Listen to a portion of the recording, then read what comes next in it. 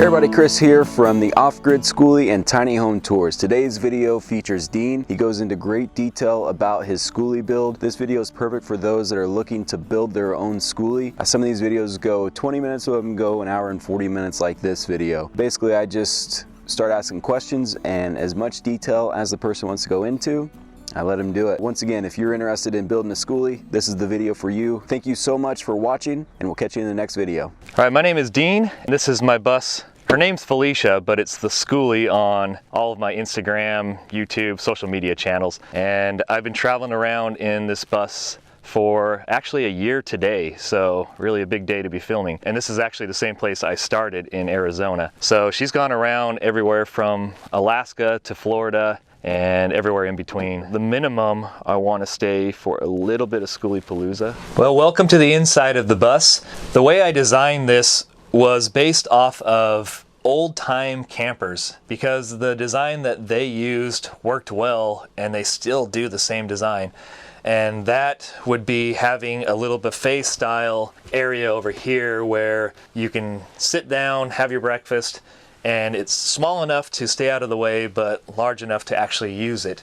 And typically they had the kitchens on the other side opposite, so you can do what you need to really close by and still have a nice flow through the middle. Wanted to have my hallway down the middle. I'm a tall guy. The bus ceiling is about, well, now it's about 6 foot. I'm 6'2", so yes, I have to sort of slouch, but I'm not usually doing jumping jacks or running laps back and forth through here. I'm usually sitting, driving, sleeping, whatever. So to me, it's been fine. I just wanted to have a nice flow through the middle so you could actually make your way through all the way to the back. We'll start over here in the kitchen area. I went with some butcher block countertops that I picked up at homedepot.com. I can say now that I love them, but what I can suggest is if you are going to purchase them yourself, maybe even through anywhere online that you're not sure where they came from, who built them, how they built them, is to reinforce them, re-glue them. I put this in place the first time and I use wood conditioner. I take care of them,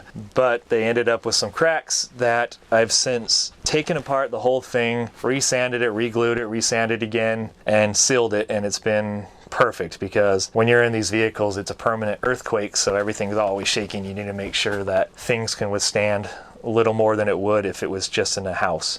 As for the sink, I wanted to go as large as possible. It's been one of the best decisions I've made, because when you want to wash a large pan, even small pans, you're not struggling, you're not wasting as much water, because you're able to get at what you're trying to clean without forcing everything in the way, and you're not splashing everything everywhere. Plus, if you don't have a shower, you can give yourself a bath in this thing. It's just about big enough. And speaking of water consumption, having a sprayer is key.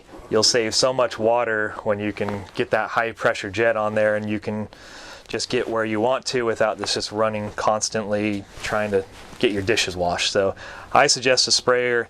Do what you want, but to me it was really important. These cabinets are, unfortunately but fortunately, the only thing that I reclaimed. Wish I could have been able to reclaim more material, but these I picked up from Habitat for Humanity. I was looking for pre-made cabinets because I just wanted something with a little more character, and I had a friend that was working nearby one of the Habitat for Humanity restores, and he sent me a photo of these. This is exactly the color they were. They have that antique look. They're not antique, but somebody did an okay, I think a good job of antiquing them.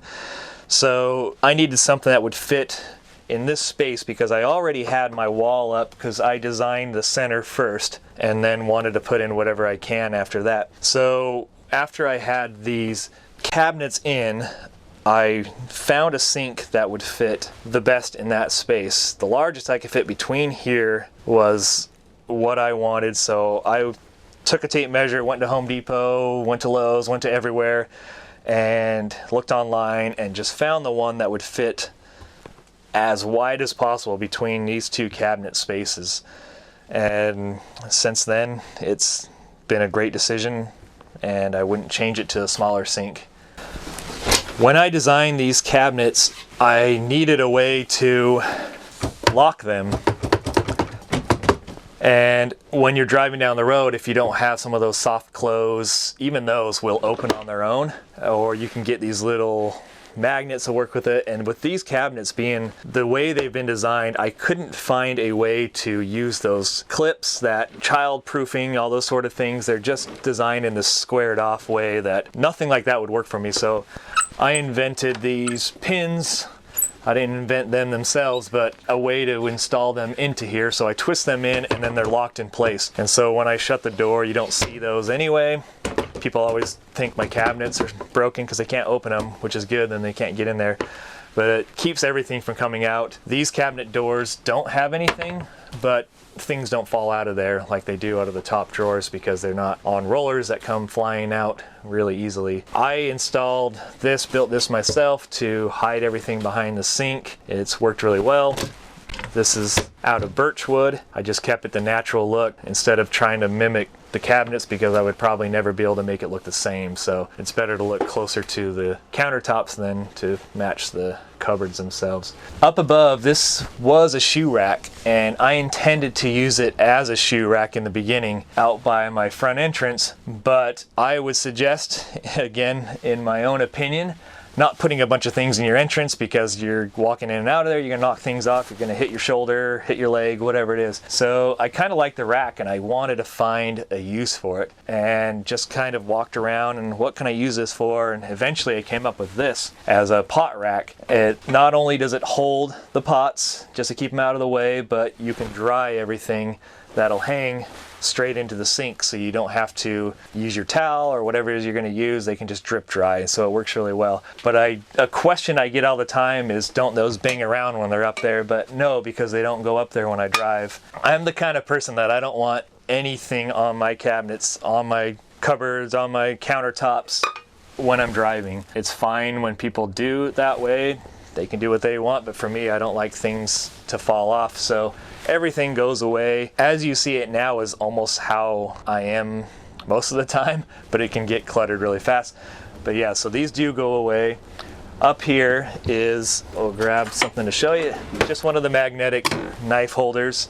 Again, I don't leave these here when I drive because if you hit something fast enough and you survive it, that's coming at you. So these are strong, but not when you hit a brick wall, they're not strong. So I wouldn't keep something out like that if you don't have something protecting you or you're not super far away. Even still, I would still put them away. Just put a little piece of diamond plate here to protect the wall just from the immediate heat. It seems to do the job. Haven't caught on fire yet. So I've been moderately happy with that. It's fine. Back in this rear corner is where I keep my stove. This is an Atwood. They call it the Wedgwood Vision. I don't know why they just call it an Atwood, but it's a propane stove. I didn't really want one type of stove over another, but I did want to have propane on board, so it seemed like the likely way to cook my food, and I'm happy with a gas stove. I've cooked with propane before, and I've cooked with natural gas before, and so to me it seemed like a win-win. I have two 20-pound tanks of propane on board. I go with the typical barbecue style. If you don't know what the 20-pound are, they're the barbecue ones that go on your grill, and I wanted to have the option to either fill them or to exchange them. It's cheaper to get them filled than it is to exchange them, but I have run into scenarios where there's nowhere in town that you can get them filled, but they do have them at the local grocery store to exchange. So I've been able to save myself from being without propane when I've needed it. And this stove works fine. I have 2 burners. I'm not some gourmet chef, but I've cooked everything that I need to cook on here. This is the only source of cooking. I don't have a microwave, I don't have an oven, nothing else. So I'll reheat food on this, I'll cook food on this, and heat up water, boil water. Of course you know that, but it's worked perfectly for what I need. I don't need more than 2, and I can fit a really large pan on here, plus a small one or 2 small ones, whatever I'm gonna cook on there, and it's served me well. I've been able to cook food for 2 years on this thing, and I'm still alive, so it works really good. It also produces heat, as you would expect. So if you're in the morning and you like coffee, you can turn it on and you'll be heated up at the same time. That's one of the nice things about propane. If it was an electric heater, it wouldn't really heat up the bus at the same time. So kind of another win-win there. One of the things that could be overlooked, but generally people tend to put them in anyway, are these roof fans. This works really well, not only to cool the bus, but to pull out any smoke or any cooking smells out of the top of the roof. So I would suggest keeping a roof fan nearby. You don't want to have to always open the window to ventilate, especially on a day. Today it's really windy and it would just be blowing back in at you, so it's nice to have an option to have a way to ventilate your stove. Propane burns fine. You don't need to worry about it killing you. If it brings out all the carbon monoxide and all that, you're going to be fine, but it's good to have ventilation of some form when you are running propane. It's not like other kinds of burning material. It's not as bad as something else. So I still suggest having a fan. These are great because you can pull off the cover, which I actually need to do. It picks up the grease and you can just pull off the screen and wash them really easily. This is what I was talking about with these fans. Are really nice. I think if I was to do it again, I would probably choose the Max fan. This is a fantastic fan. They're great. There's nothing wrong with it, but Max Fan just seems to function a little quieter, has more options, and just does a little bit better job, I believe. But these do have temperature control that you can adjust here, but generally you're just going to have it to come on whenever you feel like it coming on. I don't imagine you're going to ever get to a temperature and it come off and on a whole bunch of times. So it does have a moisture sensor, a rain sensor, so if it is raining down and you don't have a shroud around it, it'll keep from rain just coming into your space here. So it's a good option to have on there. I believe they all come with them, unless you get some knockoff that decided not to put them in. I don't really know, but they're fused here. You should fuse them at your panel as well. And this one does have 3 speeds, and you can go reverse or out. So you can go bring the air in or you can bring the air out. One of the things I say why I don't prefer the Fantastic over the Max Fan is when this one, if it wasn't so windy, I would turn it on and have you hear it, but when the air comes in, the motor is very noisy. On the way out, it's fine, but in is just like 3 times as loud, so I don't really love that, so I'm always pulling the air out, which is fine. That's what I want to do anyway. It has a manual override, but you usually just use the automatic on there. One of the questions I get asked the most is about how I attach my ceiling and what my ceiling is made of. This is something I've recently changed.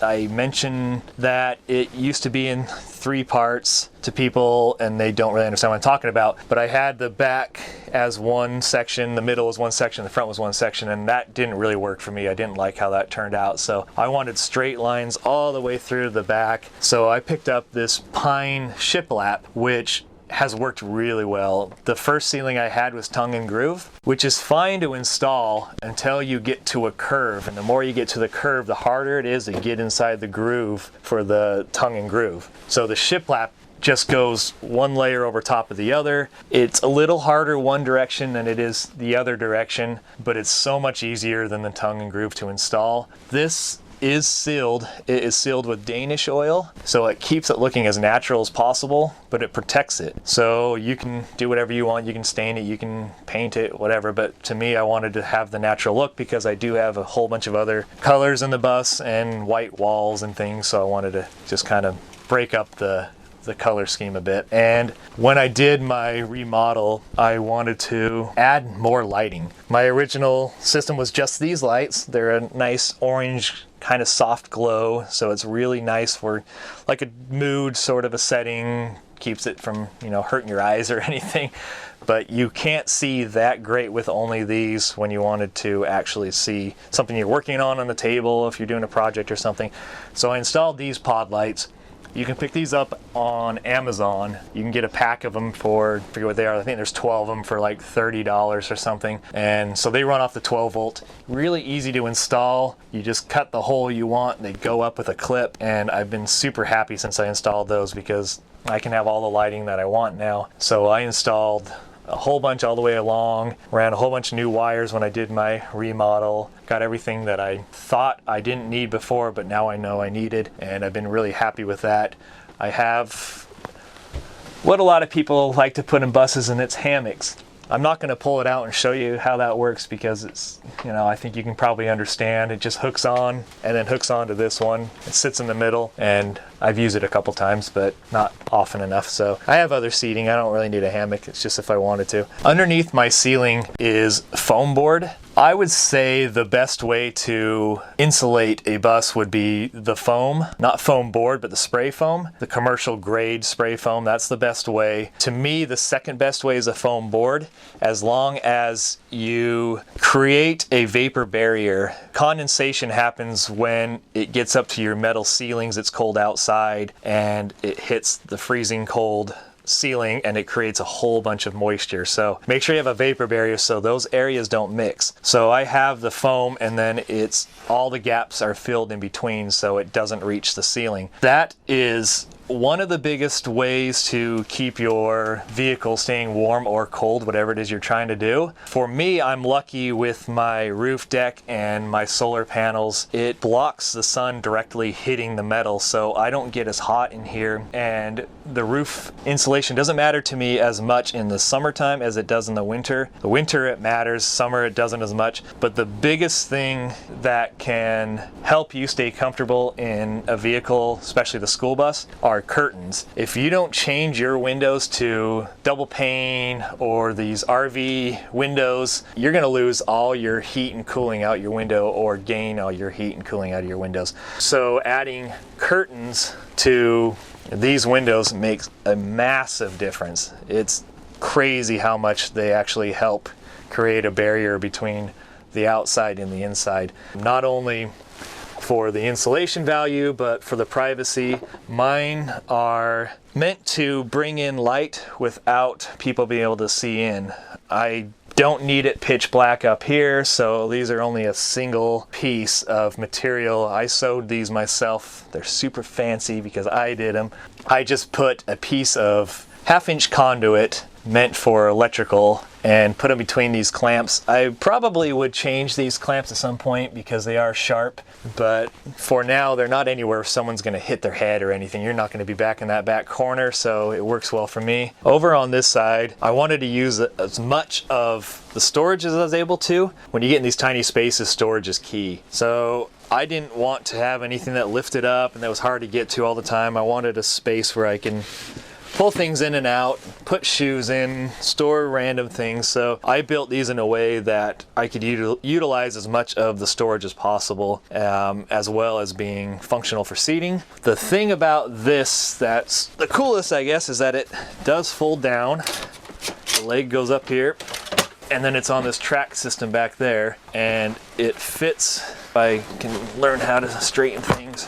So this goes down here and becomes a bench or a bed. I have another mat that I'm not going to pull out right now, but it sits up on here, makes it continue all the way across so people can just sit in a normal way or sleep here. I'm tall, this is short, but I've slept on here for 2 weeks. Because of this opening on the railing, I can put my feet all the way through and I don't even notice that it's shorter than a normal bed. So this just goes up on the track. I bought this from Amazon as well, this mounting system. It's meant for campers. It's meant for this exact application, so it works well. It's super strong. It's not going to go anywhere. I built this table myself out of beetle kill or blue pine, whichever one you want to call it, and made sure it was thick enough that it could handle this mounting system and be super strong, and covered it with a little bit of polyurethane, and it's been working just perfectly for me. Over on this side, I wanted to have a railing of sorts, so if someone was to sit here and wanted to ride, they can hang out and have somewhere where they're not going to go flying off. And it also mostly functions as a way to climb in the bus. I've done a few tiny home tours, and it's been a very wide variety of people that come through, and there's a lot of people that need the extra assistance, and this came in handy. The thing I would hear all the time from them is, oh, this bus you can actually climb in, because these were made for kids that were like 6 years old that have all the energy in the world and they don't need railings. They're going to run up and down. So for me, I don't yet need one of those. However, when it's been wet outside, I've misstepped on one of my steps and it saved me from falling all the way down the stairs. So it's good to have a little railing anyway. I kind of like the way it looks. It was just made out of just some metal pieces that I had extra, so I welded that in and put it in there. It's mounted to the floor and mounted to the wall, so it's not going anywhere. And like I said about sleeping on here, it leaves an open space so you can put your feet through there and it doesn't just completely contain you in. The only thing I would say I feel like would be nice to have would be some form of cup holders. That's not for me, that's for passengers obviously. So I just tell them to hang on to their soda if they're gonna go drive through here with me. These cushions were something that I always wanted to get somebody to upholster them for me. I can sew, but not to the extent that I'd want them to be looking. So the way to solve that was I did them a lot like a seat cover. I have the piece of foam and underneath it's stapled to the wood itself and then wrapped back over. And then I use this nail head trim as a finish to hold it in place. So there's absolutely no sewing involved in this whole system here. And it gives it a little bit more character, kind of the old world style with the nail head trim, and it was really easy to do. So if you want to do your own form of cushions like a seat cover style, that's a good way to do it. The other way is take a board, throw it over top, staple on the bottom, but then the board needs to be mounted somehow so it's not sliding around. That's why I chose this, and so far it's been really good.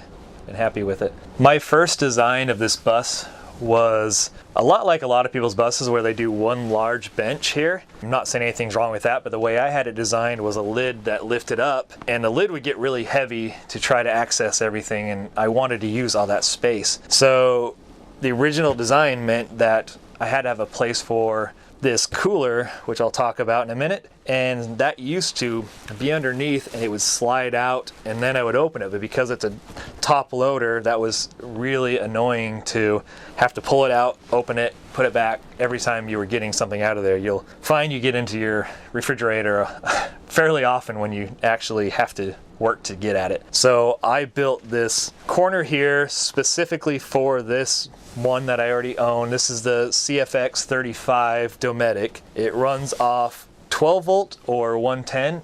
It's going to jump to the 110 if it's available, so you're not using your house batteries, or you can choose not to even plug in the 110 and it'll always stay on your 12 volt. You can do one or the other. It's not going to run both, obviously. This size that I got is one or the other. It's either a refrigerator or a freezer. They have a whole bunch of different sizes and compartments that'll do both. So you can get one that does freezer or refrigerator or refrigerator, whatever you want to make them do, but mine is either freezer or refrigerator. I don't need to freeze things. There are plenty of stores on the side of the road that have refrigeration for me, so they'll freeze my popsicles for me if I really need something frozen. So for my needs, I'd rather have a fridge, and it's just enough space for me. I've had two people travel with me and we've been able to get by, but I would suggest something larger if you're going to go with two people in your vehicle or whatever it is you're traveling in. This is just enough for one person, I would say. And it's been functioning nonstop now for 2 years. It's not been turned off, and other than cleaning it, I unplug it, move it. That's one of the benefits of these coolers is you can take them anywhere you want. They have these handles on there. Taking them outside, they'll stay cold for a while. You can throw ice in these. Those other stand-up refrigerator front doors, you can't just cool them down with ice. You could, but not in the same manner. This works just like a normal cooler. It has a drain on here, so you can keep the water in there and then you can drain it when you're ready. So it's multifunctional, and you can set it to as cold as you want to freeze something. So for my style, it's been really good and I've been really happy with it, really durable. I am securing this down by gravity and friction. There is nothing holding it other than these walls from going that way. It would be a pretty abrupt turn if this were to fly out. I would probably roll the bus at that point anyway, so that would be the least of my concern, and this would probably survive it better than the bus would survive it. So it's really just sitting in place. slide it in and out. You need to make sure you have a little bit of breathable room on them because they do have fans on there that need to bring the heat out. So make sure you have a little bit of space and have a little bit of air around it. It needs to breathe. When I built this bus, the first section I built was the center. So this was one of the first things I installed, and it's the blue pine as well. This is kind of a theme through my bus, is the blue pine. I really like how it looks. It's become darker as time's worn on. It gets more of the blue. So I really like the way it looks. This is pine, and it's tongue and groove, so it was really easy to install up a flat wall. And because of the way I did my ceilings, I didn't have to worry about the curve on this as much. So it wasn't very hard to get my angles right because you didn't have to be exactly perfect on those. But I have, this is similar to my back wall. It mirrors it in my bedroom, and it's one of my favorite pieces of the wood because it really is the first thing you see when you walk in. Matches my table, matches some of my trim, and just kind of consistent throughout the whole thing. And I have the two light switches, one for the orange light and the other for the white lights. And then I have my speakers on both sides, which also mirror in the back bedroom as well. And these are Alpine speakers, the 6x9s, I think they call these ones, and they put out plenty of sound. Because my wall is hollow right there, it actually kind of works as like a subwoofer sort of a deal, and they put out pretty good bass sound. So been happy with those as well. And got these little silhouette pictures from IKEA. People ask if I painted them. I wish I could say I did, but I didn't. They're just an IKEA brand and just really fit well with what I had going here. Almost looks like the same wood back there. This area is really what I based my whole bus design around. It was important to me to have a fully functional bathroom, and I wanted a shower and I wanted a toilet. So they're on each side of each other. You can choose what works best for you when you want to design one. For me, I don't like what they call the wet bath, where your toilet is in the same room as your shower, because I don't want my toilet to be wet from my shower. Walk in with socks. I've done that in other people's buses and have wet socks, but that's neither here nor there. It's whatever you want to do with your own. So I went with this pre-made surround, also from Home Depot. I didn't want to deal with tile. I know you can make it work with a movable bus. They've been in giant RVs for a long time with tile and they work fine. You can make it happen. But I wanted to just have the surround, and that's one of the main reasons why this was the first thing I built, is because I needed to get this in place and get through my back door. But if I had all these walls and things, it would have been almost possible to get through there. I actually have a friend who ran into that issue, and he always jokes that him and his wife almost broke up because of it. So make sure you do things in the right order. Think about what you buy. I went with cedar on the trim on the top. This is sealed, and it's also has moisture barrier on the other side, so it's not gonna drip through anywhere, get where you don't want it to go. And that's what I liked about the surround. You don't have to be an expert when you do this, because you put it in place, you put silicone, and you're good to go. You don't have to be a master tiler. This is 32 inches by 32 inches. It's enough space to take a shower. The question I get asked the most, especially after doing tiny house festivals, is how do you shower in there? You're tall. And the answer I give is that this is the typical height that I find shower heads. They've changed in the more modern times. They've started to raise them up and make showers bigger, but most of the old homes I go to, or old apartments or whatever it is, old hotels, this is the height they always are. So I always have to duck my head underneath it no matter what I do. So the other answer I give is I have a shower on a bus. So I'm happy with that. You know, it's not going to make me sad that I have to duck a little bit when I get a shower as often as I want to, depending on my water storage. This is it's the Moen system.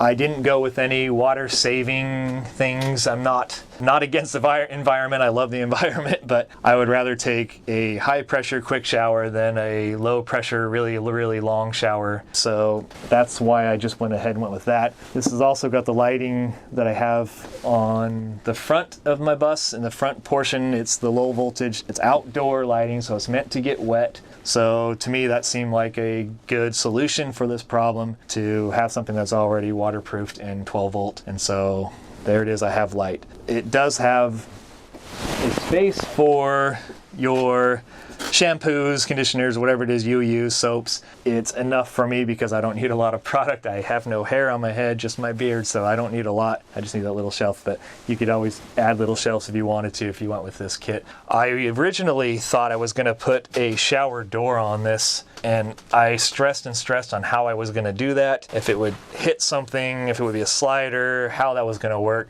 And then I just remembered the keep it simple, stupid rule and decided to put a shower curtain on here, and the shower curtain actually matches the theme of my bus with the pine trees on there silhouetted, and that's one of the few things I actually thought about in design. Everything else. On board I have 86 gallons of fresh water, and the way that I tested how long that would last was with my shower here. I mentioned that it's normal high flow, and I will turn it on for that, just so you can see kind of what the baseline is. I can run this for 45 minutes straight with the water reserves that I have before my water tanks run out. So you can imagine how many showers that would be if you took a 5-minute shower, or if you did military style where you just get wet, turn it off, soap, turn it back on, that sort of thing. You can last a really long time on that water storage. I still take a shower at least one time every day, unless I'm gonna be somewhere where I know I'm not gonna get water for 2 weeks or something, because I like to wake up and have a nice clean shower. So it was important to me to have enough water storage. A lot of people I know have that much, and there's 2 of them, and they last a long time as well with the water capacity that they have. So for me, I think the ideal water situation for 2 people would probably be at least 100 gallons if you want to go boondock for a long time. And I'm near that, and I've mentioned I've had 3 people on this bus at the same time, and we went about a week taking military style showers every single day. To me, and what I've heard from other people, the largest user of water is actually your dishes. I find I can run out of water really quick if I'm making a lot of meals and doing a lot of dishes. So really watch your water on your dishes. Your showers aren't as consuming as those are. So I would suggest a shower if you have the space. You can also do outdoor if you wanted to. Now, mirroring this shower is where I have my composting toilet area. All my toiletries that don't fit in a little drawer go back here on the shelf that I built. One of the other things that was really important to me was to have a separate toilet area. When you're in a small space, you can imagine that things, sounds, smells go everywhere. So I wanted to close it off with a complete door. I have it insulated all the way around. Not that it's that loud when you practice your trumpet in here, but just to be sure, you want to make sure you get that insulated really well for other people's sake that maybe might be visiting and aren't comfortable with using the toilet in your space. It can become an issue. I'll tell you, a lot of people are afraid of it. So it's nice to have it so they can feel comfortable as well. I went with a cedar roof. When people come into my bus, they always say it smells nice, smells like wood in here, and so I tell them they're smelling my bathroom because the cedar smells so good, and the compost toilet works so well to keep the smells out. One of the favorite things, well, I would say 2 of the favorite things in here are the pressure regulator that I pulled off a boiler. Just thought it was kind of cool and wanted to, go with this sort of, it's almost like a nautical theme on accident because I put in this porthole window that is a favorite of everybody's. It provides light, it provides ventilation, and it provides a nice view when you're just hanging out, doing what you do when you're in here.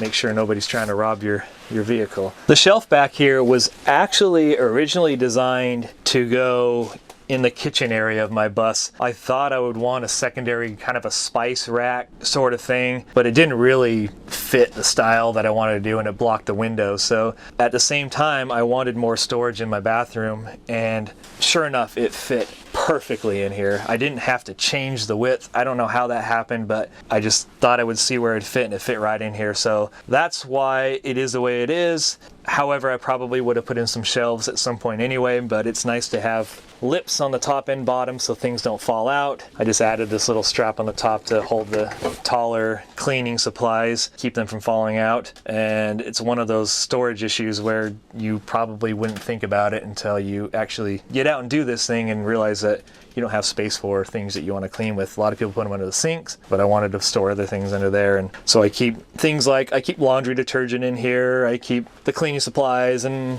sunblock, things that are a little taller, and keep them out of the way because I don't have a vanity of sorts to store all those things. And I don't have any outlets in here. I'm not charging my phone. I'm not using a blow dryer or something in there anyway. So it's just for storage and just for the toilet. And my wheel well, which is something that you will encounter on some buses, don't have a wheel well. They sit differently. This one had a wheel well, so I wanted to find the best way to hide that and incorporate it at the same time. So it actually starts right behind the toilet. And the reason why this doesn't sit on the toilet is because, or the toilet doesn't sit on top of the wheel well, is because these toilets, these Natureheads toilets, are already taller than a lot of toilets that people are used to. And you put them up there, your legs are going to be dangling down, or you'll be sitting up on a pedestal, which is fine if that's what you like. But I kept it back far enough that the lid could still open. I'm not going to open this for your sake, but when you open these, the top lid will come back and you need to be able to have the space to open it. So if it was against a wall, it's going to keep wanting to fall forward. So you need to be a little bit further set back so you have that space. Plus you have a vent that I'll show on the outside that comes out, and you need to find a good placement for that. So you need to be able to have space on the side. These also have a turn crank to turn the compost. So you need some clearance on the sides.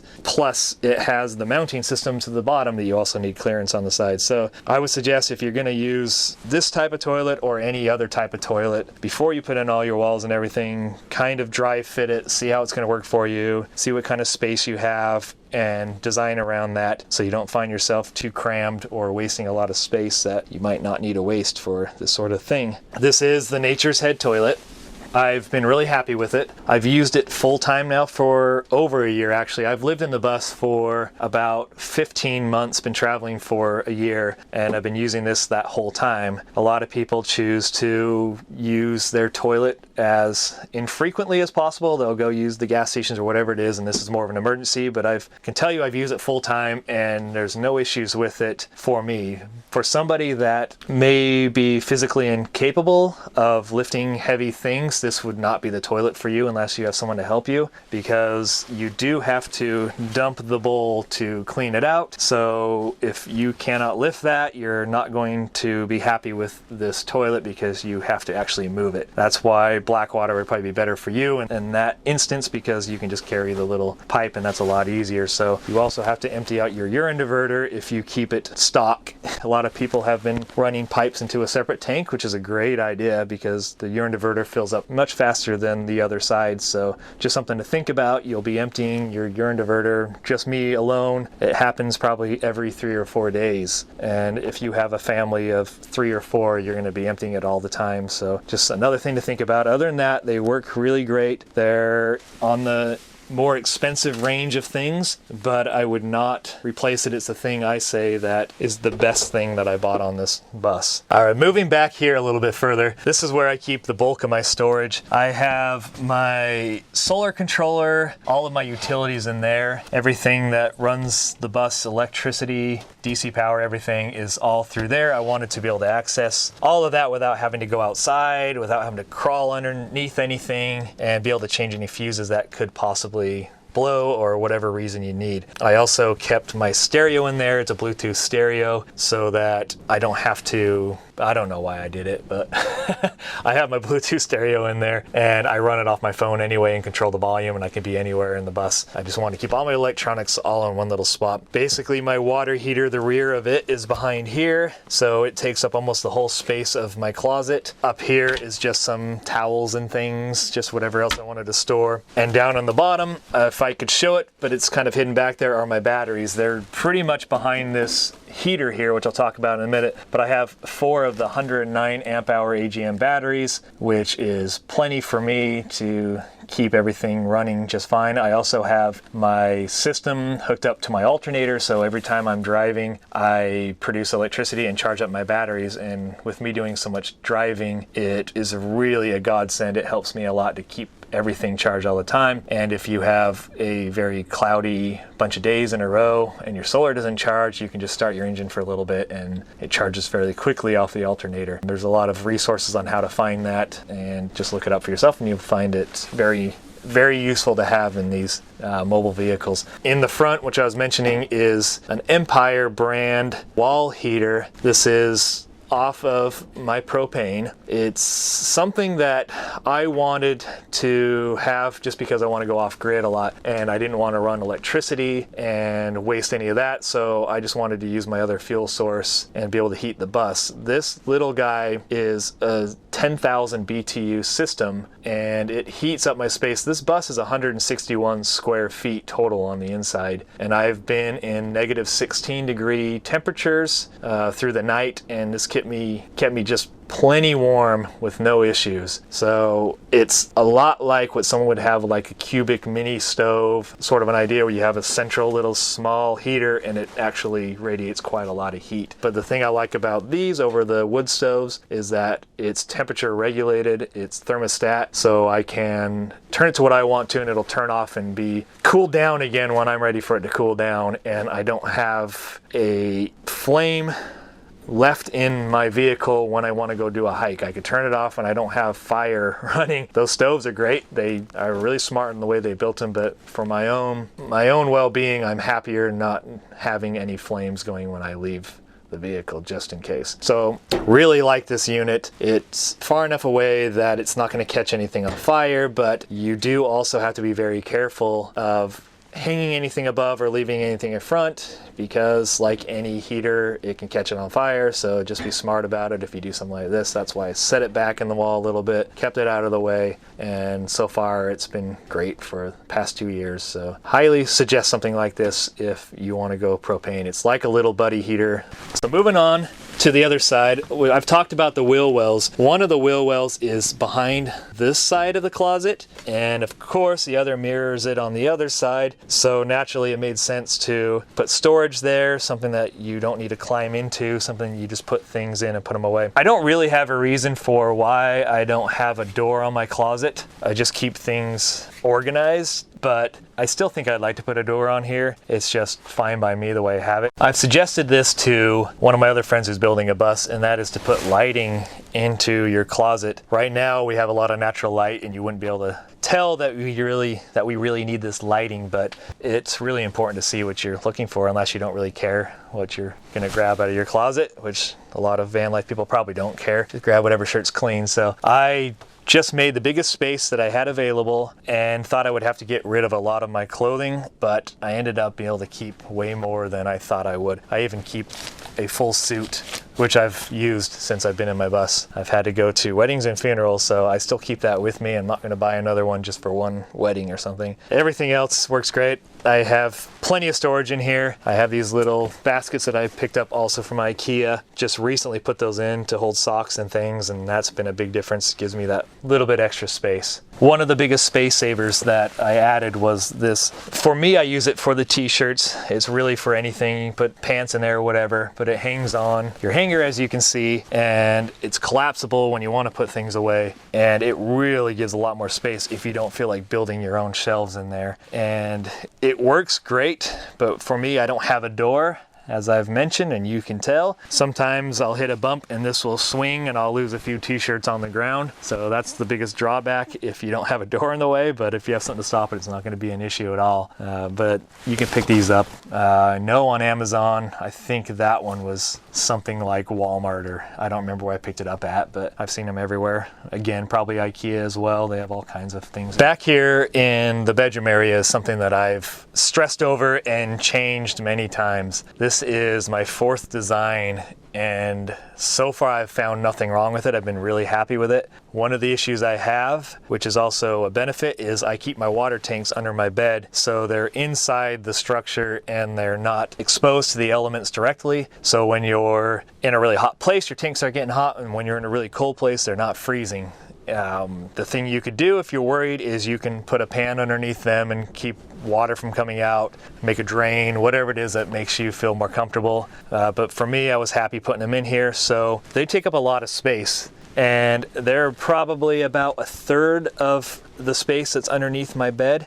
So I wanted to utilize as much space as I could for other things, for storage, and I wanted a full bed. My original idea was I wanted to be able to walk all the way through, so I had 2 small beds that could combine into one. It worked if I wanted to transition the bed often, but if you're doing this full time, you want to be able to jump in bed when you're ready to go to sleep. You don't want to keep moving things off your bed, changing things, pulling down stuff. It's just going to get exhausting the more you do it every single night. So if you can find the space to have your bed here all the time, I would highly suggest it. It's been a game changer for me. Plus, I have a normal memory foam mattress under here rather than a piece of foam, and it's much more comfortable and just looks better, I think. One of the things to consider if you're building a bus in particular is don't put your bed too high. This is going to depend on where you're going to travel, but if you're prone to get condensation on your windows, with school bus windows especially,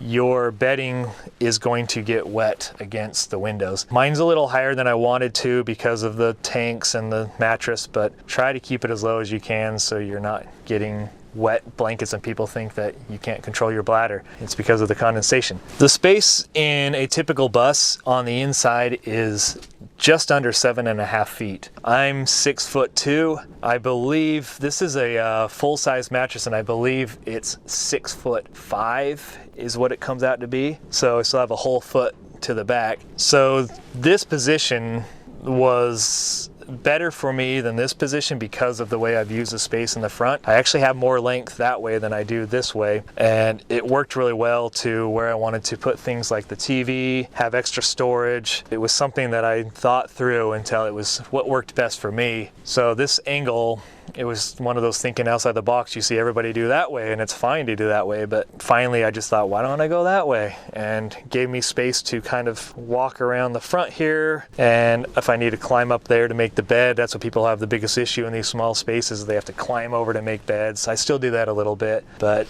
the solution to that is to not make your bed. Just something that you should think about. People aren't going to walk in here unless they have cameras with them, so just don't make your bed, people. It's a lot easier. I'll go with the base stuff here. Still, there's storage underneath that goes straight through to another door that we'll see through the other side. That's mostly just for some of the larger things that I'm not going to get at very often and just want to tuck away, and a little bit longer things. I carry a lot of camping gear because I also like to go backpacking, and don't want to get rid of my camping gear because I never know when I want to go do something different. So I reserve that for this back bench. Plus, there's space for blankets and extra blankets and things. So I really liked having that drawer back there, or that, that access back there. Behind me, there's an access. This doesn't normally go here, but it's out of the way of my longboard. Back here is laundry basket, and that was something that gets overlooked a lot when people do these builds. They don't even think about it, and then when they go to put their laundry, they realize they have a basket sitting around all the time in the middle of their space, which you don't have a lot of space. So I would suggest, if you have the space, try to make a laundry space for it. It's been kind of a game changer for me, and that's only like a 2-month recent addition, and so far so good. I have a matching one on the other side that actually opens a different way. I'm not going to open it right now, but that's where I access my water system, my water pump, all my connections, everything is accessed right there. So if I need to work on it, I can get at it without much trouble. And that's actually the way that I check my water level, is I open it up and visually look at my tanks. You can get much better things where they are electronic and they'll tell you what your levels are. Those work great. I've seen them not work sometimes, but I can visually just open that up and just see what I'm at there. So I wanted to make sure I could get at that really easily. And in the way is a guitar that I don't play, but I practice. That's what I always tell people. I practice guitar. So it was the only wall space I had available, and so I pulled that off to get to my water tanks, along with all my remotes and everything on that side. Over on this side is a thing that a lot of people may not know what it is because they don't like to watch them, but that's my TV, and it's on a swivel, and it can go in and out, go to the side, whatever. Which came down what I was going to talk about anyway. So I have a seat belt that I use to hold my TV in place when I'm driving, so it's not moving around since it's on the swivel system, and I throw this on here just to keep it from scratching But that's been working really well, because if you don't put it on there and you've got your swivel, it's going to end up all over and hit everything. So unless you don't want to swivel, but that's the way I've come up with solving that. I will move back here. Underneath here is a through the wall fan. I will open this when I want to actually use it, because right now it's windy and it's blowing through, but I'll open it now. If there's a lot of dust, like in the area we're at now and I'm driving, dust will come through here if I didn't have a cover. So I made this little cover for that fan to come through. There was a nice little plume as we speak, but it looks like it's running, but it's not running. That's just the wind, but that's basically what it sounds like. It's just as quiet as that. And this provides protection against the dust, wind, noise, and anything else you don't want coming through there. The number one question I get asked about with my build is what this is. This is my mini split heat pump, so it provides heat or cooling, provided that I have power to it. I don't run off my solar, so this needs to be either through my shore power or a generator, and it works amazingly when I need it. I've been in the 100-degree plus weather and it keeps the whole bus nice and cool. I've been in the really cold weather where it's snowing and it keeps it nice and warm. This is the quietest system I would imagine that you could put as far as air conditioning in these vehicles. RV ones work awesome, but when you're standing next to them, you can't talk to each other. They're so loud. This thing, you can barely even hear it running when it's going. And it does an oscillation where this goes up and down, and so you can set it to whatever you want and it'll work great. It does have filters on the top that you need to clean, and it has the outdoor unit that's up on the roof. So you need to have somebody that knows what they're doing install it. I've seen these installed by people that don't know, and they'll work for a while, but if you don't do things right, you're gonna have issues and it's not gonna last very long. So I would suggest getting help from somebody that knows what they're doing. This is a Frederick system. It's a really good system. Actually, this is what I did for a living, so I was able to get it at price, so that's why I went with a nicer one. You can buy, there's a Pioneer brand, not the Pioneer that people know and love of speakers, but it's on Amazon and it comes with a full kit. I've installed those and they've been running for 5 years, no problem. So if that's one that you want to go with, it seems to be working fine. There's just a few things you need to do with vacuuming out the lines to remove air and remove moisture from the copper lines. So you need to have a vacuum pump put on the system. You can buy one yourself if you know what you're doing. And the thing I like to mention to people when they install these, they like to put them like 2 feet of the outdoor and the indoor. And if you read the instructions, most of them will say at least 7 feet you need for the reaction to happen with the Freon that's in there. So it'll still work however you do it, but for maximum efficiency, follow instructions as much as possible and make sure they're not moving around a lot. So other than that, this thing functions perfectly for the space I have. This is a 9,000 BTU system and pumps out all the air I need for this size. If you were a larger bus than mine, which I said is 161 square feet, you're going to need a larger system or 2 of them. You can get 2 of the heads off of 1 outdoor unit. So you can put one in the front, one in the back, and really get the place hot or cold, whatever you want there. One word of warning with these things is when you are using the heat pump, when it does a defrost cycle, so it doesn't freeze, the outside will actually get frost on it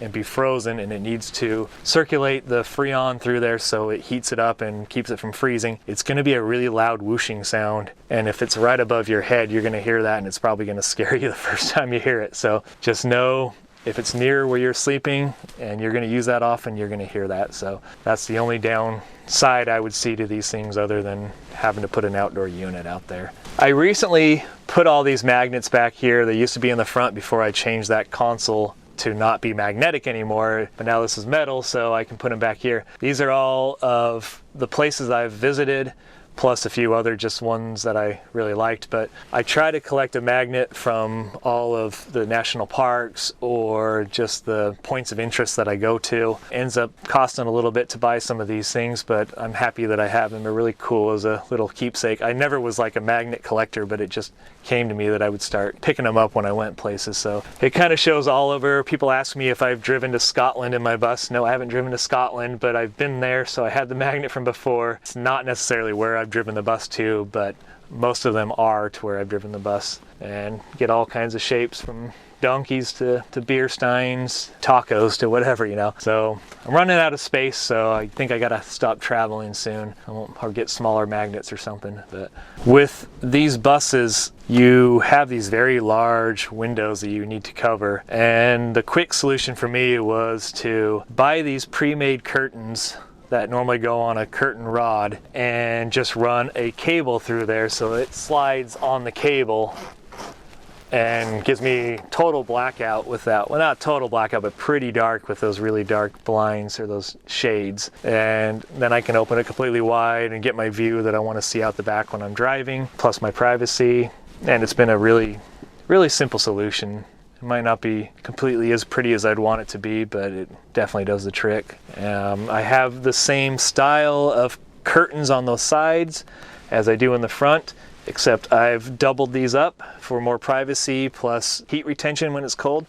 I've left a gap in between here. I've not been cold enough that I've needed it yet, but I can slide some insulation in there. Some of the Reflectix can fit perfectly in there if I really want to get a lot of insulation. And I've found that this 2 layers has been enough though. So if you're going to be in the really sub-zero and you can slide something in there, that's a good way to go. Plus a little darker, but these really keep this dark enough for me to sleep, and I don't have any issue with that.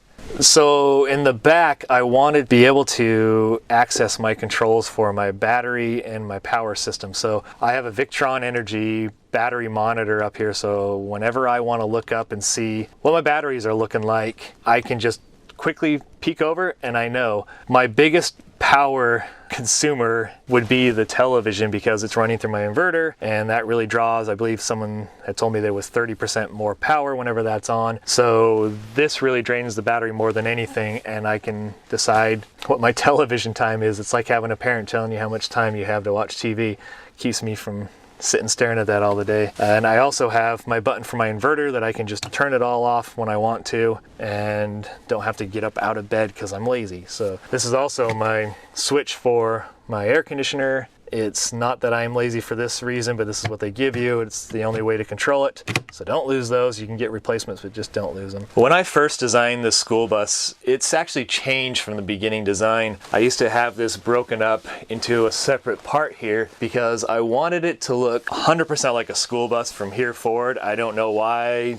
It's just something I wanted to do. Since then, I've changed that. But one of the things that was important for me to keep was the air door, which it's been sitting, so I don't have air in my tanks right now to show you it actually worked, but you've probably seen a school bus air door open where I can stand over here, push a button, and then it opens up automatically. So that's something I've been happy with. It seals really well. I don't have any trouble with that. I just didn't want to change it to a different door because of the way it functions. That's the way, or the only reason why I kept it, not because it works better than a different type of door. It's just kind of a little fun thing to do to have that air door on there for me. And you can shut people out when they try to get on. It's a lot of fun for me. On this front console, with the original build of the bus, it has a big piece of metal all the way across. Different school buses have different use of this. Most of them have this sort of console in them. I've seen some that have a sort of big door about right here, so there's a little bit of use out of it. For me, it had one little cubby about this big that I could use for papers. So all of this space in here was wasted. Nothing could be put in there, nothing could be set in there, there was nothing. So when I took off the ceiling, I was able to take off the panel. I believe in some of them you could take this off without taking out the metal ceiling. But for mine, I needed to have it all the way out. And as soon as I took this off, it's just a complete blank space behind there. You'll see the front warning marker lights and things coming back, protruding. There's a couple wires through there, but for the most part, it's all the way open. I didn't need to move any wires. They didn't shoot across the middle. They were down low, so they kept out of the way. Didn't have to do anything major in here. As far as putting this back in, it was pretty simple. I have a sort of floating structure. I don't know how to explain that real well, other than I do have screws through the bottom into a plate, because this is also a solid metal on the bottom. So if you want to mount to it, you need to screw through that, which is tough if you don't have the tools or don't want to really get into it. So I have a piece of wood as a ledger to mount everything on there. And once I built the square structures to exactly the size I wanted, I went and found a TV. If you can't tell, that's a television here. A lot of people just think it's just a blank space, but I found a TV first and found what would fit into a certain spot. And you need to make sure if you get a wall mount that you're able to reach behind and lock it in place, because if you make it too tight, you're never going to get it on there because you have to lift up and down, so that's as tight as you're going to get it. Once I had the square pieces in, I foamed it in. It doesn't move at all. It's never going anywhere. And have my wiring in here. I have little pod lights that are meant for low voltage outdoor lighting, which work really great for indoor low voltage lighting because they're all 12 volt, and they actually run off a switch over here. So I can turn them off and on. It's just an accent thing, not really used for lighting other than if I just want kind of a nice warm glow in here. I do have HDMI and antenna back there, plug, so you can program it to whatever you want on there. The wires go back to a back closet where you can install whatever it is you want to watch on there, Roku or, you know, whatever it is these kids these days watch. I don't know what they use. No. But I do have these little speakers in the front. I forget the size, 4.5 I think they call them. When I used to drive around before I did this remodel of all of this, I would have my rear speakers going and it's fine, I can hear just fine, but if I have a passenger and we're driving down the road, it's going to blast their eardrums out from the back. This bus is not actually very noisy, but it's just enough that I have to turn the volume way up. So as soon as I install these, that solved the problem. I can listen to music at a normal volume and be able to not blast out the eardrums of my passengers. So it's been a good way to do things.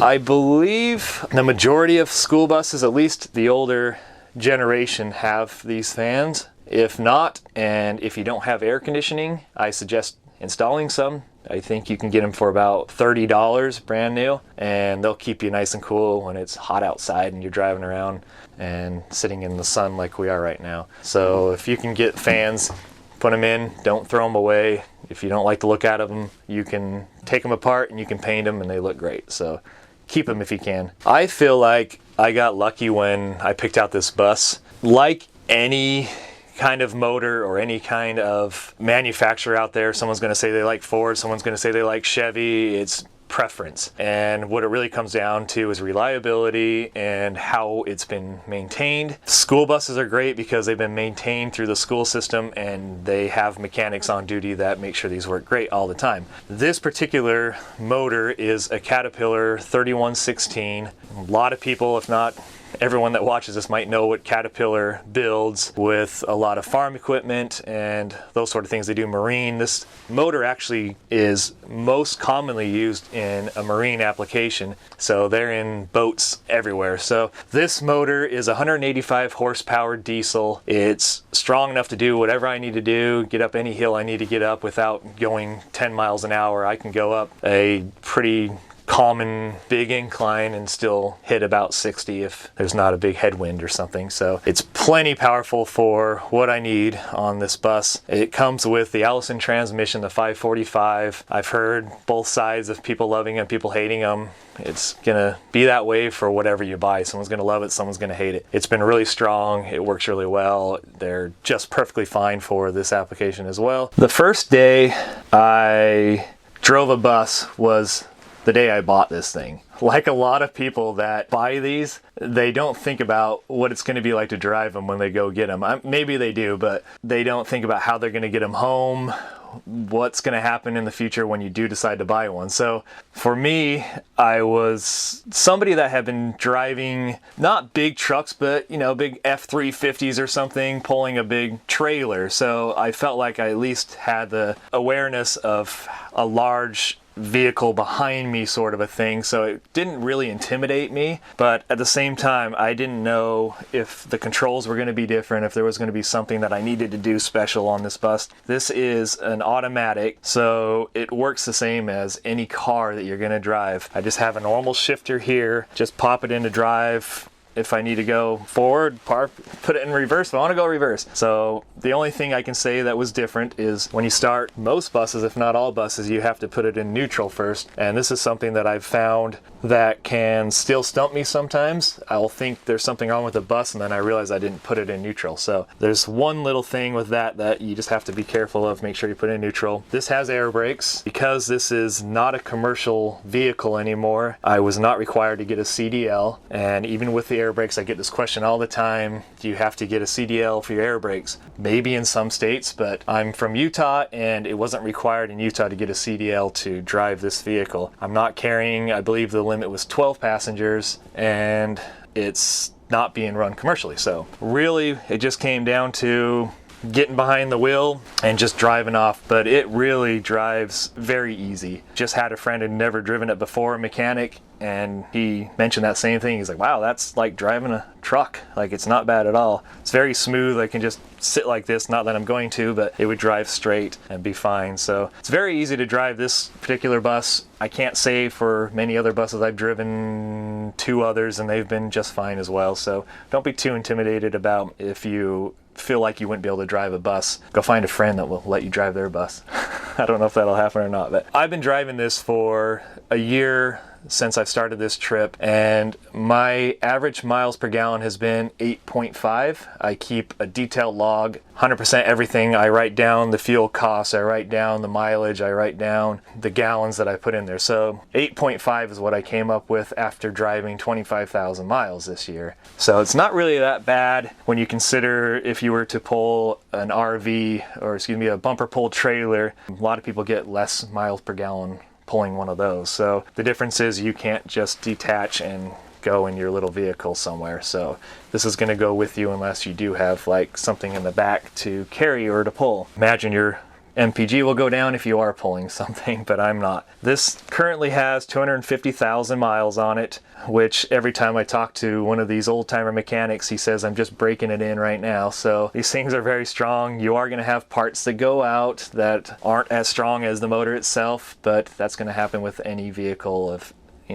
any age even, but the older they get, the more it can happen. So just be aware that you need to know a few things about repair, or just be ready to find somebody that does. And there are plenty of people that do, so don't be afraid of that. This is my backup camera system here, so we can see behind us right now, and I don't have to put it in reverse to see that. And I can just make sure there's no little kids running around back there or something before I even get started, and just be ready to go. This is my air horn. There's no air in here, so we can't honk it right now and wake up everybody. We're up pretty early, so they're going to be happy about that, even though we're unhappy. I get asked that a lot, what is that? And it kind of baffles me because everybody knows this symbol, but nobody knows why you do that. It's because of this pull cord right here to blast the air horn. But that is one of my favorite things on this bus, is my air horn. I do have the original sun visor. These are great because you can see through them at the same time. They're not like other vehicles where it just blacks it out and you can't see anything. So you can keep it in your field of view and still see through there. Originally, when I had this bus, it came with a gigantic mirror so you can see what's going behind you, make sure the kids aren't causing trouble, because they always do. And when I put in this console, I removed it because it kind of gets in the way of everything, but I still put in a little rear view mirror. I like to see what's going on back there. As a solo traveler, I don't have that extra person that's going to remember things that are on the shelf if I forgot them, or if a drawer opens up, I have to stop and pull over and fix that. So I need to know if there was something I missed, and I need to get back there and get, so it doesn't come flying and go through the windshield or something. So I really like having a rear view mirror, even though I do have a backup camera, and I can see all the way through to the back and see what's going on without having to look here anyway. So to me, I really wanted one of these. This is the original console that came with the bus, all the original switches and everything. I can't tell you what everyone used to do, but I can tell you what a few of them do now. I did keep my fans. They're individually listed, and you can do a high and a low on each of them, so you don't have to have these blasting all the time. I do have my right side and left side defrost. They're individually separated here. And as far as anything else, nothing else works here anymore. I've tapped off the wires so they're not installed anymore. Oh, actually, no, I do have one. I've turned in this accessory that looks like a rocket launcher button to my light bar, so it turns on green, turns on my light, and then I can flip it off, just kind of a cooler switch, so I wanted to keep that one. But I suggest keeping all these in here and not making a separate panel unless you don't like the look of it, because there's a lot of reason you could use these. They have the 12 volt coming from the engine, so if there's anything you want to power when the engine's running, you can make use out of all of these. I have used the power to them for other things, but currently it's only those few things. They used to be for all of the rear heaters that I don't use anymore. Some people keep in the heaters, I didn't. This rear defrost actually will heat the whole bus when I'm driving without any problem at all. So that's everything that's used on there. Nothing else. There's about 4 of them that work and the rest are just dead. One thing you're gonna find, if you don't already deduce that yourself, is that they're not going to have USB charging points on a vehicle that's from 1994. Did have a cigarette lighter adapter that was previously installed. It didn't work, so I added a new one up here to where I can actually get at it. I put in my front-facing camera here. I charge my phone, whatever else right here. It's really nice to have that availability to charge your phone without having to come up with a new solution or use the old cigarette lighter. So something to think of when you're doing wiring. Don't forget that you want to be able to do things up here at the same time. So put in your chargers if you can. You'll be happy you did. So the bus has changed a lot since I first decided to do the exterior. I first did roll-on method with a metal paint. I forget what the type was I got. It was like Krylon or something. And I thought it was okay, but then I realized I didn't really love the color. So when I decided on a new color, I wanted something that I could pick up at any Home Depot. So far that's been the case. So I picked out what's called sand, and now if I need to get a little bit of touch up, I can go to whatever Home Depot's near me, just spray it on and it's good to go. The thing I can say about the roll-on is it was a big pain to do, not to put on, but to take off. So if you're gonna do a roll-on and you wanna take that off there later, I don't suggest you do it first. It's a lot of work. This whole thing here was a surprise that it worked out as well as it did. When you get close, for me, I'm really, finicky and worried about there being brush strokes and things, but everybody asked me if this is a decal. So I'm happy that they think it's a decal, because once you paint something this large and then do something like this all over there, you don't want to mess up. And I've been happy with it. It's kind of become iconic, at least for this bus, and really hard to miss me when I'm driving down the road. So I've been happy with that. And I think if I was to do it again, I would probably take like the blue tape and cut out, make it more of a sharp image, but it's been just fine.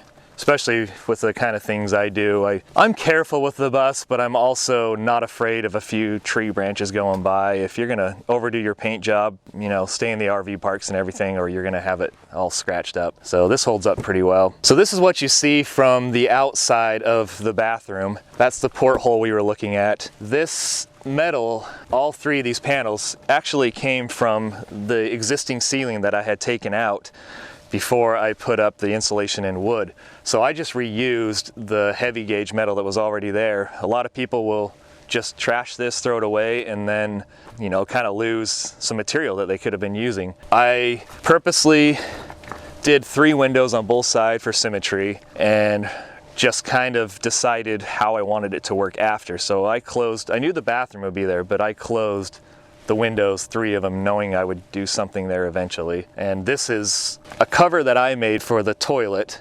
inside. There's a hose that comes off. We probably didn't go back there and hide and see it, but it normally comes out in just a little round sphere that's flat. But I've found when I'm traveling or when it's windy, it's a little windy right now, the wind can find a way in there and push it backwards. So for me, that was the best idea to keep it from doing that and getting the backflow. So it's worked out so far. On this side of the bus, I wanted to get everything that worked for shore power, that's, hooking up at RVs and things like that, and water. That's the typical side that you would install these on any RV. It comes out the left side. Sometimes people don't think about that. They put it on the wrong side, and then if they do show up at an RV park, they have to run something really long underneath. This is where my water inlet is. I don't have my key with me there, but I do have my key to my shower. I've never showered in here myself, but I have some dirty hippie friends that have. I've given them the option to shower inside and they wanted to shower outside. But I've cleaned off shoes, cleaned off anything else that I don't want to bring back into the bus. So this has been really useful actually. Clean dogs actually, other people's dogs have been showered in there. This is the way I did my shore power. A lot of people will have the plug where you just have the adapter and then plug in. Mine is on a long cord, so I can just pull this all the way out, hook it up, and then I'm ready to go. Mine's a 30 amp service. A lot of the larger ones will be 50 amp. I don't need that much, so that's the size I went with. This little port here is my water tank drain. I have a friend that's actually nearby me right now that didn't put one in his bus. I need to put one in for him because he can't drain his tanks if he needs to, if there's ever a problem or ever wants to clean them out for whatever reason. So you need to have a drain in your tanks. One of the things that people have a hard time with these buses is finding a way to put a screen in. Bus windows are not all the same. Most of them are completely different from each other. So with this style, I was able to fit a normal screen inside the grooves. If you see on some of these, there's a little bit of a space and they just fit really flush. I decided to add silicone around there just to keep it from ever having any trouble.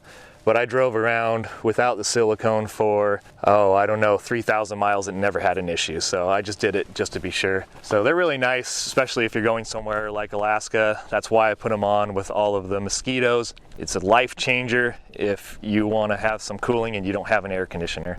At least one that you can run all the time. One of my favorite things that I've changed about this bus is the rear motorcycle deck. My motorcycle is a little weak right now, but normally there's a motorcycle there. What I did was extended the frame straight out from the original frame and put in really solid beams in there to be the main structure. Kept the original bumper and added a bunch of structure all the way around. If anybody's interested, I do have a little bit of what I've done on my website under the blogs. I get asked the question a lot, so I kind of wanted a reference for people. I did put trailer lights on here because you should have lights for anything that extends out, and I didn't ever want to have an issue with law enforcement or anything. I wanted to do it right, don't want anybody to hit me. And I have on the top, even though it's hard to tell because I am in the desert and it gets dusty, this is redwood, lasts forever. It's been really durable and works well. When I was building this bus at first, it was really important to me, it still is, to be able to use a back door. I wanted to be able to open it up when I'm pulled up next to a lake, which I wasn't sure I was ever going to do, but I have a few times. So I like the idea of being able to just open straight up and go out to the world that way. And not only that, but I have locked myself out of the bus a few times. I've never done that in a car, but I do it all the time in the bus because of the air door. I will shut the air door, there's a lever, and turn on the bus, and when the air fills up, the door shuts on its own. So I've had to use my lock to come in here about 5 times. So I wouldn't have any other way in if I didn't. You need to have at least 2 exits in your vehicle of something this size anyway, so you should have that if you can. This lock here was something I added, and it's worked really well. It was almost exactly the size you need for a bus door, so I now have a deadbolt that you don't normally have on a bus before. So it's been a really good system for locking the bus up and keeping it safe. And I picked this lock up at Home Depot. I know I've seen these at Lowe's and Ace and all those kind of places, all the hardware stores, but this one I did get at Home Depot. Easy to find, easy to replace if you had to. I'll talk about my backup camera first because this is something I feel like everybody that has a vehicle this large should have. My first backup camera I had was a wireless, was what they call it, but you still have to wire it for power, so it didn't really make sense. So since then I've added this wired backup camera and it's been a game changer. You need to be able to see behind you. I wired mine up so that it's not connected to the reverse lights. I can turn it on anytime I want and always look behind me if I need to. if someone's crawling around the outside, you can take a peek even at the night with the night vision. So not a lot of people crawling around at night, but just in case. This fan is what we saw from the inside that had the board around it. This is something that's a little different than what everybody else does. Being a HVAC background guy, I wanted something a little different. So this actually pulls the air in. So when I have my fan blowing out, it creates a circulation. A lot of people will do 2 roof vents, but because of my deck, I don't have a fan here. So I needed a way to come in that way. Not only does it work really well with the ventilation, but it works well with white noise and things when you're in these areas where there's a lot of people or a truck stop and you don't want to listen to things. As long as you're not blowing in their engine exhaust, you're fine.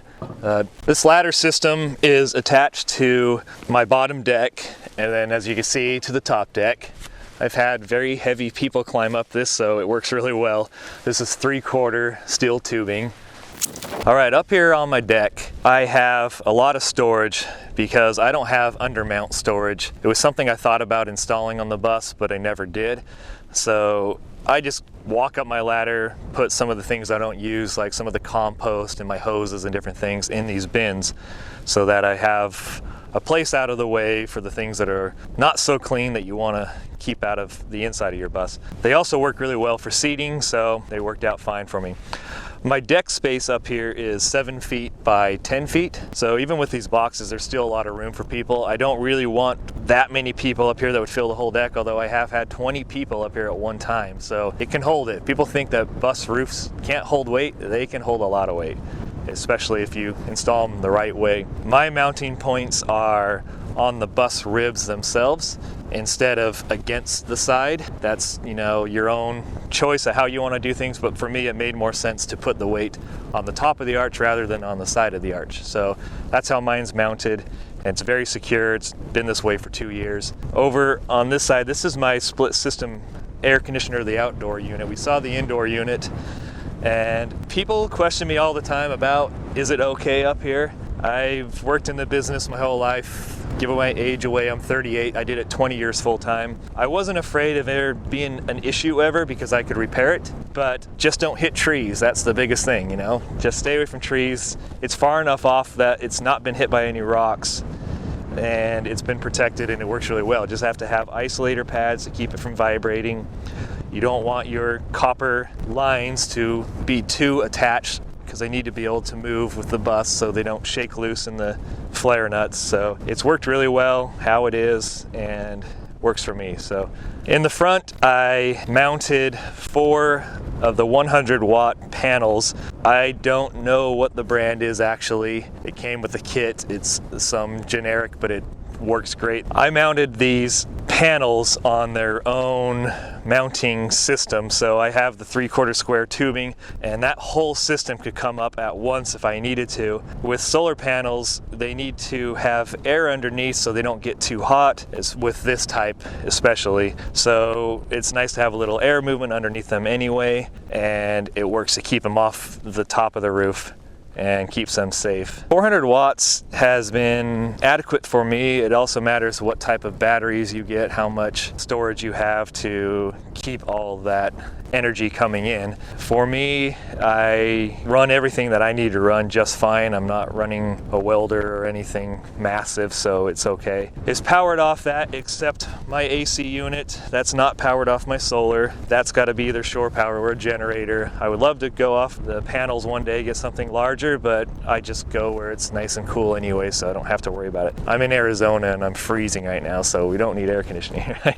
now. Near the front of the bus, there's a few things there. The first is the square vent cover there. That's the fantastic fan that we saw from the inside. Don't have a wind shroud. It would be nice to have one of those. So if you're in the market, get a wind shroud so when you're driving, your fan can stay open, and if it's raining, your fan can stay open. These fans have an automatic moisture sensor, so if it rains at all or even sprinkles or even condensation, it'll just shut on its own, and that can be annoying. So I highly suggest a shroud. I have one of these lucky buses that has an air horn already. So we've talked about it a lot where I am right now about air horns, and I'm surprised how few of the buses have air horns. I thought it was a common thing, but it's not.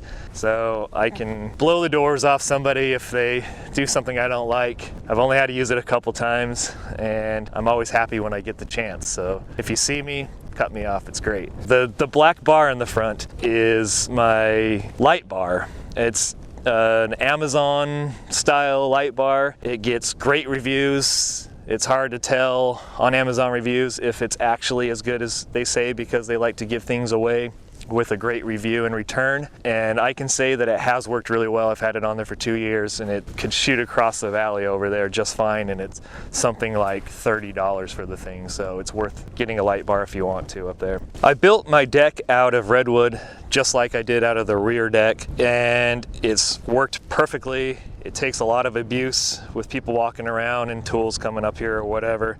So it's a good idea to have something that you don't have to replace all the time. Get a good material up here that's really sturdy. I've put giant lag bolts through, bolted in both sides, so it's not going to lift up and end up on somebody's windshield. One of the things I see when people build decks is they don't build them correctly, and it always scares me that it's going to injure somebody else. So make sure you actually secure these things when you put them in place. You can also see a little bit about how I made this on my blog post as well. Over on this side I have an Atwood 10-gallon water heater. You won't be able to see from the inside, but that's the insides here, which aren't the prettiest thing to look at, but this is a very typical style water heater for RVs. A lot of people will put in the on-demand, which are great, and I don't know if I would choose one over the other at this point. This has worked really well for me, and you don't want to take 4-hour showers in a school bus that has limited amount of water anyway, so having 10 gallons of hot water actually gives you a really good amount of time in the shower, probably about 5 to 10 minutes depending on how hot you want the water. So it's been a really good system for me. When I decided to buy the bus, it wasn't for the sake of choosing an RV over a bus or anything over something else. The first time I saw this was in a town called Moab, Utah. Somebody had a school bus that was chopped and had a monster truck on the back, and ever since I saw that I was like, okay, you can buy a school bus and turn it into something you want. So it was kind of in my mind, and I didn't buy a bus for probably 10 years after that. And one day I was doing what everybody does and got into the wormhole of the internet and saw that these things were a lot cheaper to buy than I ever thought they'd be. So I started looking and found one almost immediately the size I wanted and everything. So I got pretty lucky on what I got here. So when I bought this, I also didn't intend to do full-time travel. I just wanted something that was different than what everybody else does. I thought it would be funny to come home to, not my home, but my parents' home, and bring in the bus and surprise them with honking the horn when I went around the corner, and they weren't even surprised at all, so I was really disappointed, but it just kind of shows that that's what they're like. So I spent, probably the first 4 months building this and just getting it as quick as I could to actually go use it just on the weekends and things. And then it came to my mind that I could probably do this longer than a couple weekends. So it just kind of went on from there, in my mind snowballed and snowballed until it was something I decided to do and just take off one day. If you want to see more of my bus or of any of my travels, all of my social media channels are The Skoolie. So the as normal and then S-K-O-O-L-I-E, links down below. But The Skoolie, I'm on Instagram, I'm on YouTube, I have theskoolie.com and Facebook, The Skoolie. I don't use Facebook as much, but I'm all over Instagram and I'm all over YouTube. So feel free to check them out.